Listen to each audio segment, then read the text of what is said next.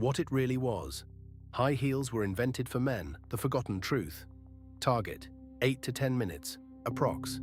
1,600 words narration. You have seen them your entire life, in shop windows, on runways, at weddings, offices, nightclubs, and red carpets. The high heel, one of the most recognized objects in the modern world. Feminine, powerful, designed supposedly to make a woman look a certain way. There is just one problem with that story. For most of the heel's history, it was not made for women at all. It was made for soldiers. If you asked most people today what a high heel is for, they would tell you roughly the same things. It elongates the leg, it changes posture, it signals something, elegance, authority, occasion, and it is, in the modern imagination, almost completely gendered.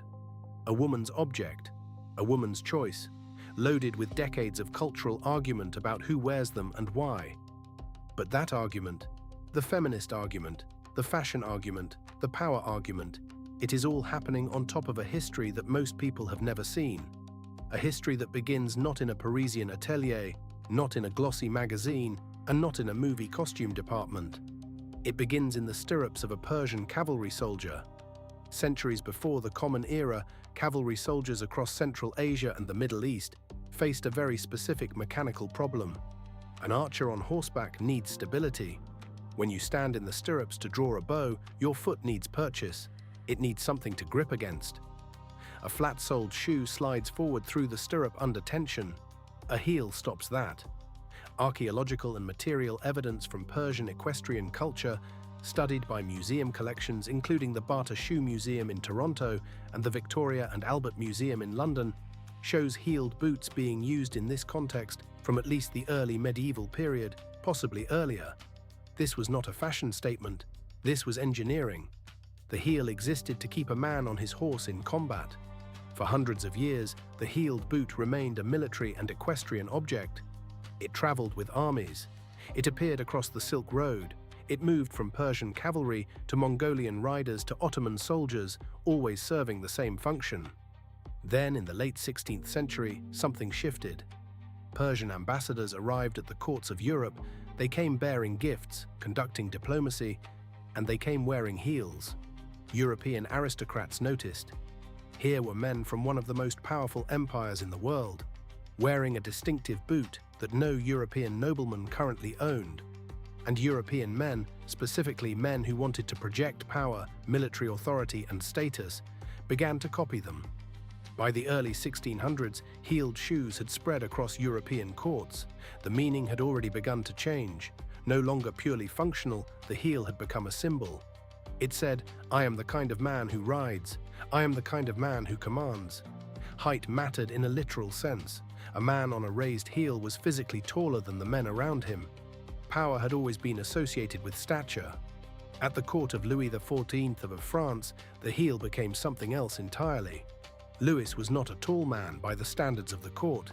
Historical portraits and records show him wearing heels of notable height throughout his reign. He also did something more specific. He standardized the red heel. Only members of his court, granted explicit royal permission, were allowed to wear shoes with red heels and red soles. This was not fashion in the casual modern sense. This was controlled visual language. The red heel said, in a single glance, "This person has direct access to the king. This person is inside the circle of power." You were not allowed to wear it unless you had been granted the right. Meanwhile, across Europe, women had begun to notice what heels were doing for men socially. By the mid-1600s, women in European courts began adopting heeled shoes, not to be feminine, but to appear more masculine, more authoritative, more aligned with the martial, commanding image that heels still carried. For a brief period, men and women both wore heels. They signaled roughly the same thing. Then the Enlightenment arrived. The 18th century brought new ideas about what men were supposed to be: reason, utility, restraint, the rejection of ornamentation. As Enlightenment philosophy spread across Europe, male fashion began to strip away decoration. Lace disappeared, bright colors retreated. Men's clothing became darker, simpler, more sober. And heels, which had always carried a theatrical quality, a display quality, began to disappear from men's wardrobes. The process was not sudden, it took decades. But by the early 19th century, heels had become coded as a female object in Western fashion. The reason was not biology, it was not anatomy, it was not some natural order of things, it was philosophy, it was politics.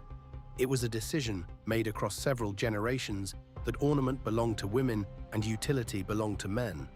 The heel did not change, the culture around it did. Women's heels grew taller and more extreme through the 19th century, partly aesthetics, partly, scholars have argued, as a way of marking women as decorative rather than functional, confined to domestic space rather than public life.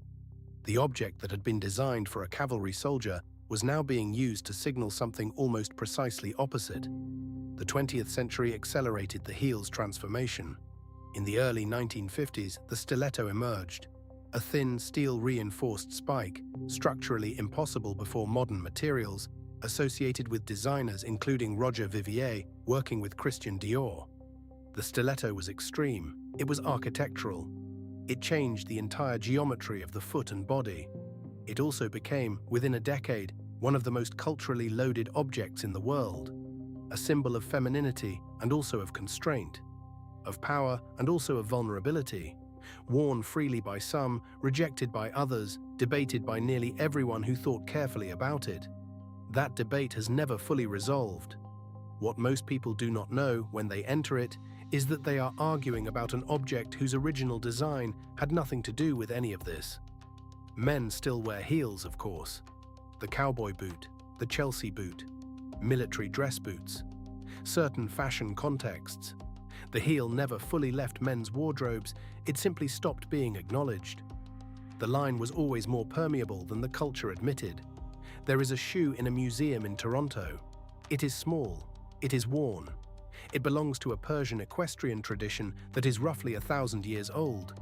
It has a heel, not a high one by modern standards, but a heel, designed to lock a foot into a stirrup, designed for control, designed for a soldier preparing to go to war. That object traveled from Central Asia to a European court. It was copied by noblemen who wanted to look powerful. It was standardized into a symbol of royal permission. It was adopted by women trying to claim authority.